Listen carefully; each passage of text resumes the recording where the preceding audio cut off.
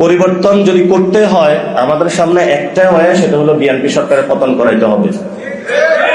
হয়তো বিএনপি সরকারের পতন, অথবা বিএনপিকে সংস্কার মেনে নিতে হবে। যদি মেনে না নেয় তাহলে বাংলাদেশে অবশ্যই তাদের পতন। নাসিরুদ্দিন পাটোয়ারি যে সমস্যার সমাধান আমাদেরকে বলছেন, আসলে এটা কোনোদিন সঠিক সমাধান হতে পারে না। কেন কথা বলছি? মানলাম এই সরকার পতন হয়ে গেল, আপনারা কিংবা জামাত ইসলামী 11 দলীয় জোট আপনারা কমাতে গেলেন, আপনারা কি সঠিকভাবে দেশ চালাতে পারবেন? আপনারা কি এত বড় রাজনীতি হতে পারছেন? আইজ হতে পারেন নাই। বাংলাদেশ জামাত ইসলামের আইজ সঠিক ক্ষমতা হয় নাই এই দেশ কন্ট্রোল করার। কেন পারবে না? বিএনপি সরকার মনে করে পতন হয়ে গেল, আর একটা তো অলরেডি পালিয়ে গেছে। ঠিক আছে, তারা তো আবার দেশে ফিরে আসবে। কাদের মধ্যে আসবে? অবশ্যই বিএনপি সরকারের মাধ্যমে তারা আসবে। তোমরা মনে করো ক্ষমতায় গিয়েছো, তোমাদেরকে নাজেহাল অবস্থা করে ছাড়বে দুটো দল মিলে। তো বাংলাদেশে আইজ বর্তমান বড় যেটা রাজনীতি দল সেটা হচ্ছে বিএনপি, আর দ্বিতীয় হচ্ছে আওয়ামী লীগ। আইজ জামাত ইসলামী হতে পারে নাই।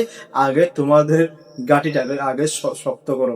এইসব মানে কি তথ্য দিয়ে কোনো লাভ নাই। মেইন কথা হচ্ছে বর্তমান সরকারের কিছু ব্যর্থতা আমরা দেখতে পেয়েছি, সেটা হচ্ছে গণভোট। গণভোট কেন হয়েছে অবশ্যই বর্তমান সরকার জানে, স্বরাষ্ট্রমন্ত্রী জানে। এইগুলো নিয়ে আসলে মানে সবকিছু অন্যদিকে নিয়ে যাচ্ছে। সর্বপ্রথম দাবি জানাচ্ছে গণভোটকে প্রাধান্য দিতে হবে। আর অবশ্যই বর্তমানে যে সমস্যা বিদ্যুৎ, গ্যাস, মানে কি বিভিন্ন সমস্যা, অবশ্যই এগুলো একটু সময় লাগবে। তারপরেও কিছু এমপি মন্ত্রীরা বলছে এগুলো নাকি 2-3 বছরের সমস্যার সমাধান হবে না। এটা কোনোদিন একটা গভর্নমেন্টের কথা হতে পারে না, বুঝছেন? গভর্নমেন্ট এভাবে কথা বলতে পারে না। আপনারা ক্ষমতা বসছেন, জনগণকে কিভাবে একটা সুন্দর একটা রাষ্ট্র উপহার দেবে সেদিকে পাবেন, এরকম বিচ্ছিন্ন কথা বলে জনগণকে উস্কানো আমি মনে করি উচিত হবে না। ভিডিওটা প্লিজ শেয়ার করবেন। কতগুলো ভালো লাগলো অবশ্যই মন্তব্য জানিয়ে যাবেন।